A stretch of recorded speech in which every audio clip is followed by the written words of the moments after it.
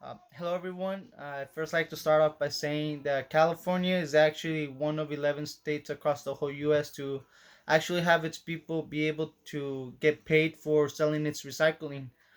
Pretty much anyone in California can go to the nearest recycling center and give away their plastic water bottles and aluminum cans for money, which is something I kind of find pretty crazy. I feel like a lot of people don't take advantage of the situation because if we look into it, we'll see that the United States did a survey, or more specifically, the United States Environmental and Protection Agency actually did a survey in 2018 where it gathered and resulted that only 32.1% of Americans actually recycle, which is a very low number. And granted, this survey was done in 2018, but I do believe the number does not stray off from what it is back then from today's. Which also brings me into the fact that if we look into the United States past actions, we'll see that we have further complicated the issue in recycling and waste disposal than improve upon it. Which is why today I actually want to discuss about the United States recycling and waste disposal crisis. So this issue is not an issue that just concerns the people of the United States. When it comes to properly disposing of waste and recycling it, it becomes an issue across the world because, as we know, not properly disposing and recycling waste has environmental effects that has harm on everyone worldwide. And the last thing we want for this sort of issue is to be continuing to create landfills. Landfills are pretty much just acres upon acres of designated space that we have for our waste. And these sort of landfills are actually causing more harm than good.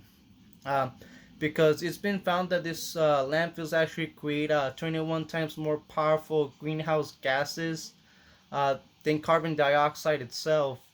And this sort of also has landfills create toxic leakages that will seep into the soil and further down into also groundwater, not only the contaminating such things but also harming nearby wildlife. So first things first too, when it comes to this issue, it's not an issue that can just be solved by doing it overnight or having everyone be gathered and recycle at once. Because disposing of waste and recycling is not a thing that can just be done easily. It is a natural thing.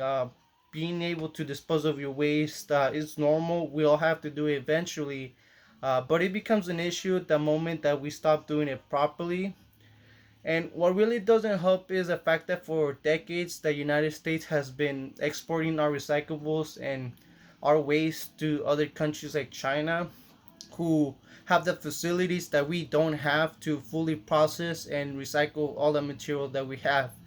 What made this an issue later on was that in 2018, China sort of rose a ban on imports of all plastics, which was a bad thing for us because we did not meet the cut. So our material that we were giving off was not purified enough to have China be the ones to receive it.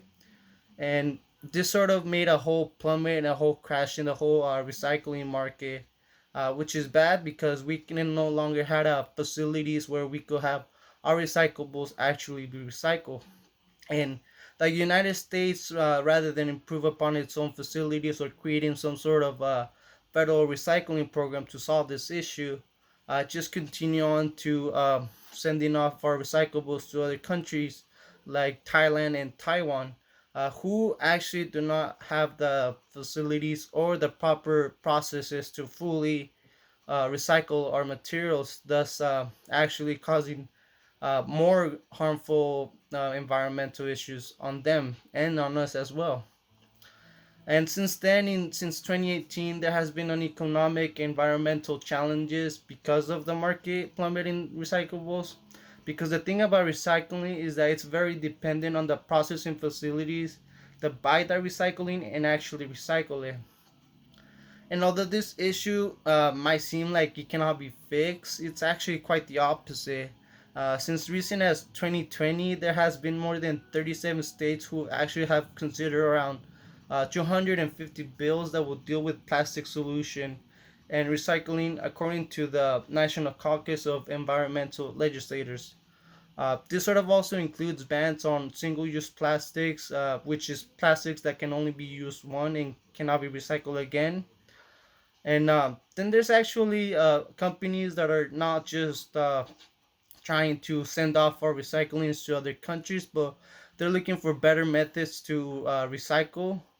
For example, it's an Oregon-based company named Agilex who are actually working in breaking down hard to recycle materials and plastics to their molecular level that will practically make it so that once recycled, the same material can be recycled multiple times infinitely.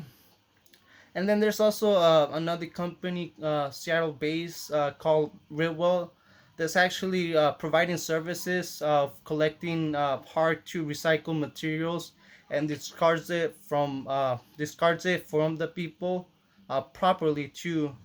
And they've actually diverted around 107 pounds of waste that would have otherwise gone to a landfill. So there's been work done about solving this sort of issue, but the only thing that actually prevents it from getting better is ourselves personally. Because, for example, not being able to properly recycle, or just learning the little, there's the little triangle in every plastic material, and simple as that, not learning that is already a huge problem. Which is why today there's a lot of communities and a lot of recycling centers who are trying to get out there and teach people and educate them on how to properly recycle. So, not recycling properly is having a big impact on the U.S., and it's an issue that affects everyone and not just the people of the United States. It affects the environment, habitats, animals, and us as well. Uh, And although when I do say that, I find it pretty crazy the fact that not a lot of people take advantage of the fact that we can get paid for recycling.